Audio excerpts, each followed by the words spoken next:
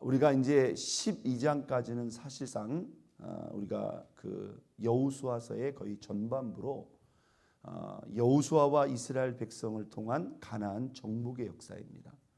그런데 이제 13장부터는 그 정복한 땅과 아직 정복해야 될 남은 땅에 대한 기업의 분배가 이루어져요. 특별히 이제 요단 저편에 두 지파 반은 이미 기업을 받았죠. 그러나 요단 이제 서쪽 9지파 반지파에 대한 정복한 땅과 정복해야 될 그 땅에 대한 분배, 그리고 그 땅을 점령해 나가야 될 그 땅에 대한 그러한 말씀들이 기록되어 있습니다. 여기서 우리가 잠깐 이런 생각을 할 수 있어요. 아니 지금 막 계속 승승장구했고 계속 승리해 나왔는데 이 여세를 몰아서 아직 정복하지 못한 그 땅도 다 정복해가지고 정복을 완료한 다음에 이렇게 분배를 하는 게 더 어떤 응집력도 있고 또 승산의 가능성도 많고 이렇게 하는 게 좀 일이 좀 깔끔하지 않는가, 우리가 이렇게 생각을 할 수가 있잖아요. 여러분 어떻게 생각하세요? 당연히 우리가 그렇게 생각을 할 수가 있어요. 그런데 왜 정복이 다 이루어지지 않는 이 상태에서 이걸 여기서 멈췄을까? 자, 그 이유에 대해서 우리가 1절에 약간 우리가 확인할 수 있는 대목이 나옵니다. 자, 13장 1절에 보니까 여호수아가 나이 많아 늙음에 여호와께서 그에게 이르되 너는 나이가 많아 늙었고 얻을 땅이 매우 많이 남아 있도다. 예. 자, 우리가 원인을 찾아볼 수 있다면 뭐예요? 이 모든 전쟁을 총지휘했던 여호수아가 나이 많아 늙었다. 도대체 여호수아 나이가 어느 정도 되었을까? 우리가 24장 29절 이 여호수아서의 말미에 보면은 제가 말씀을 드릴게요. 여호수아가 죽었을 때의 나이가 나옵니다. 110세라고 기록되어 있어요. 뭐 현재 우리들의 평균의 나이로 본다면 상당히 많이 살았지만 모세가 몇 세에 죽었어요? 120세에 죽었어요. 그런데 그 죽기 직전까지도 그가 뭐예요? 기력이 쇠하지 않았다. 심지어 눈도 흐리지 않았다. 분명히 하나님의 특별한 은혜가 있었겠죠. 여기서 우리가 이런 생각을 해볼 수가 있어요. 아니 모세의 나이에 비하면 아직 여호수아는 뭐예요? 그렇게 많은 나이도 아니고 또 하나님께서 모세에게 은혜를 주셨던 것처럼 여호수아에게도 은혜를 주신다면 뭐 지금 현재의 나이가 110세였겠습니까? 죽을 때 나이가 100세라고 한다면 성서학자들의 나이는, 성서학자들의 그런 축축은 아마 이때 당시 이 기업을 분배할 당시 여호수아의 나이는 100세 전후였거나 105세 정도, 많아도 그 정도였을 것이다, 이렇게 추측을 합니다. 그런데 여러분 우리가 여기서 이렇게 잘 보세요. 나이가 많은 것과 늙는 것은 꼭 이꼴이지는 않습니다. 보통 나이 많으면 늙지만 나이가 많아도 의외로 정정하신 분이 있었어요, 없어요? 있어요, 없어요? 있단 말이에요. 또 특별히 하나님께서 모세와 같이 특별한 은혜를 주시면 뭐예요? 그는 죽기 직전에도 120의 나이였음에도 불구하고 뭐예요? 기력도 쇠하지 않고 심지어 눈도 흐리지 않았다는 거예요. 그러니까 여러분 일반적인 순리로면 우리가 나이 들면 다 약해지고 뭐 기력도 쇠, 그것은 어떻게 보면 죽음을 향하여 가는 인생의 하나의 원칙이고 순리입니다. 그러나 또한 하나님이 은혜 주시면 여러분 죽음 직전에도 뭐예요? 강건할 수 있는 것을 믿으시기를 바랍니다. 그러면 지금 이게 민족의 큰 과업을 앞두고 왜 이렇게 여호수아가 이렇게 됐을까? 여러분 우리는 지금 여호수아 1장부터 12장까지 있잖아요. 너무나 빠르게 이 가나안 정복의 역사가 전개가 되니까 이게 좀 시간이 얼마나 걸렸을까? 이게 순식간에 이루어진 거 아닌가? 아니 그러면 저기 여리고성에서부터 여기까지 올 때까지는 여호수아가 얼마나 씩씩했어요. 그렇잖아요. 그러면 그 사이에 이렇게 늙어버렸나? 이걸 우리가 그래서 좀 생각을 해야 된다는 겁니다. 우리가 성경의 이 기록에 보면은 빠르게 전개시켰기 때문에 그냥 삽시간에 이 모든 것들이 진행된 것 같지만, 여러분 지금 현대 전에도 이렇게 보면, 현대 전쟁에도 보면 실제적으로 지역을 점령해 나가는 데 있어서 그렇게 최첨단의 무기를 동원하는데도 시간이 걸려야 안 걸려요? 걸린다 이 말이에요. 하물며 그 시대에 어떻게 보면 이스라엘 백성들에게는 지금 제대로 된 말 한 마리 병거도 없이 그냥 뛰어다니면서 이 땅을 점령해 나가고 있는데, 성서학자들의 그 의견에 따르면요, 적어도 여기까지 오는데 최소 5년에서 7년 정도의 시간이 걸렸을 것이다, 이렇게 추측을 하기도 합니다. 자, 그럼에도 불구하고, 그런데도 사실은 이스라엘의 그러한 상황, 다시 말해서 전쟁에 대한 경험도 준비도 없었던 그들이 이만큼 정복하는 것까지도 이게 그들의 힘이 아니죠. 누구의 역사예요?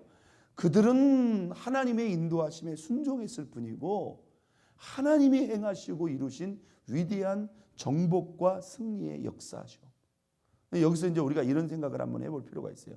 물론 하나님이 원하신다면요, 여러분 여호수아를 하나님이 더욱 강건케 하실 수도 있어요. 또 여호수아만 있느냐? 그렇지 않다 이 말이에요. 우리가 이후에 좀 읽어보면 유다 지파의 갈렙과 같은 지도자도 있었고요.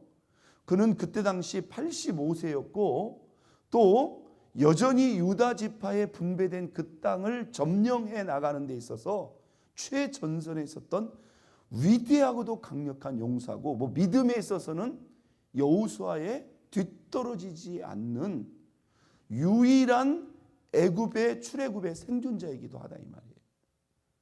그러면 예를 들어서 여호수아가 아니라면 갈렙이나 또 다른 사람을 통해서 민족적인 정복의 역사를 이룰 수도 있었을 텐데, 왜 여기서 많은 미정복 지역을 남겨둔 상태에서 이렇게 분배를 해버렸는가? 이건 이제 어디까지나 여러 가지 이제 해석을 할 수밖에 없는 그런 부분입니다. 자, 하나님은요, 때로 이렇게 공동체를 통해서, 우리가 공동체를 통해서 어떠한 목적과 뜻을 이루기도 하시지만, 때로는 하나님이 우리 각자의 믿음과 신앙을 통해서도 하나님이 원하시는 그러한 목적을 이루게 하시기를 원하신다는 거예요. 여러분, 이스라엘 민족의 입장에서는 어떤 게 편하겠어요? 여호수아가 여기까지 인도했으니까 하나님이 여호수아를 통해서든지 아니면 다른 사람을 통해서든지 그냥 민족이 하나 되어서 남은 미정복 지역을 다 점령한 다음에 분배를 해주는 게 아무래도 뭐예요? 부담도 덜 되고 훨씬 편하게 느껴질 수도 있겠죠. 그런데 하나님이 그렇게 하지 않았다는 거예요. 저는요, 여기서 이 여호수아가 나이 많아 늙었다, 제 생각에 또 우리가 이제 해석할 수 있는 여지를 가지고 생각해 본다면, 여호수아가 예를 들어서 한 5년 이상의 이러한 전쟁이 계속되는 과정 가운데서 그도 지치고 힘들었을 뿐만 아니라 아마 이 민족적인 전쟁을 하는 이스라엘 백성들도 상당히 많이 지치고 힘들었을 것이다.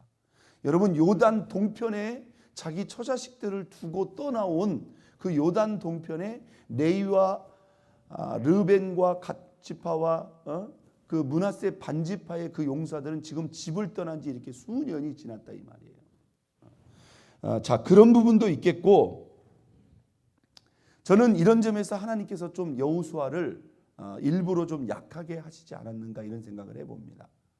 여러분, 이것은 저와 여러분의 신앙의 영역에도 우리가 적용할 부분이 분명히 있어요. 자, 현재 이 상태에서 미정복 지역을 남겨준 상태에서 하나님이 땅을 분배해 버립니다. 그리고 그 정복된 지역은 어떻게 하라? 너희 각자의 지파가 그 땅을 뭐하라? 점령해 가라, 이렇게 명령을 내리신다는 거예요. 자, 6절을 한번 보겠습니다. 또 레바논에서부터 미스르본 마임까지 산지의 모든 주민 곧 모든 시돈 사람의 땅이라. 내가 그들을 이스라엘 자손 앞에서 뭐하리니? 쫓아내리니 너는 내가 명령한 대로 그 땅을 이스라엘 자손 이스라엘에게 분배하여 뭐하게 하라? 기업이 되게 하라. 여기서 우리가 기억해야 될 중요한 단어 한번 땄습니다. 내가 그들을 이스라엘 자손 앞에서 쫓아내리니. 자, 여러분, 달라진 것은 딱 한 가지입니다. 자, 이전에도 누가 정복하게 하신 거예요? 여러분 여호수아가 정복한 겁니까? 이 한 민족의 응집된 힘이 그들을 가나안 땅을 정복한 겁니까? 아니에요. 그들은 순종했을 뿐이고 하나님이 여호수아와 하나된 이스라엘 민족을 사용했을 뿐입니다. 누가 정복한 거예요? 하나님이 정복한 거예요. 그러면서 하나님은 미정복 지역을 남겨둔 상태에서 땅을 분배해 놓고 분명히 말씀합니다. 내가 지금 아직 정복하지 못한 그 지역의 사람들도 내가 쫓아내리니 땅을 뭐하라? 분배하라는 거예요. 자, 여러분 제 말 잘 들으세요. 우리는 공동체에 속했기 때문에 공동체를 통해서 제공받고 또 우리가 받을 수 있는 영적인 영역이 있습니다. 예를 들어서 공적인 예배라든지 이러한 설교 또 함께 드리는 예배를 통해서 우리가 하나님께 받고 또 누리는 그런 영적 관계가 있어요. 그러면 그게 우리의 영적 관계의 전부인가? 바로 이 부분을 하나님께서 지적하시는 거예요. 아니에요. 한번 닿습니다. 공동체를 통해서 받고 누리는 영역이 있고 우리가 개인적으로 의지를 가지고 하나님께 나아갈 영역이 있다. 여러분 이 부분이 중요하다는 겁니다. 나는 교회에 가서 예배 드렸고 교회에서 목사님 설교 들었고 교회 가서 기도했으니까 그걸로 충분해. 뭘 집에 와서도 무슨 뭐 성경을 보고 뭐 내가 직장에 가서까지 내가 무슨 뭐 그렇게 기도까지 할 필요가 있어? 아니라는 거예요. 이게 저와 여러분들이 개인적으로 정복해야 될 또 하나의 영적 경건과 하나님과의 관계의 영역이라는 거예요. 자, 이 다음부터는 누구의 몫이에요? 각 지파의 몫이에요. 분명히 각 지파의 땅으로 분배가 됐으므로 그 땅을 점령해서 그 땅을 다 차지해내는 지파가 있고요. 그냥 전쟁이 끝나자마자 그대로 안주해버리는 지파가 있더라는 거예요. 다시 말해서 지금부터는 뭐예요? 각 지파의 영역이라는 거예요. 자, 오늘 우리가 이 말씀 앞에 우리가 공동체와 반드시 하나 되어야 됩니다. 공동체와 함께 가야 됩니다. 그러나 공동체에 100% 의존하려고 하는 그 신앙 또한 뭐예요? 온전히 건강한 신앙은 아니라는 거예요. 우리의 개인적인 영역에서 저와 여러분이 주님과 동행하며 또 주님을 예배하며 개인적인 영역에서 저와 여러분들이 정복하고 이기고 세워야 될 그런 기업의 영역이 있다는 거예요. 그래서 저와 여러분이 모든 것을 다 공동체에만 의존하지 말고 저와 여러분 스스로 정복해야 될 그 영역에 대해서도 여러분 우리가 집에서 예배하고 집에서 기도하고 집에서 성경을 읽고 묵상하는 그 부분도 하나님이 원하신다 원하지 않는다? 원하신다는 거예요.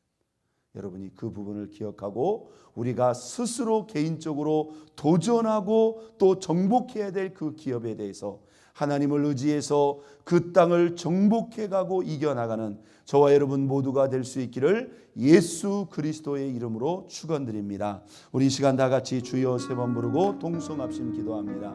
하나님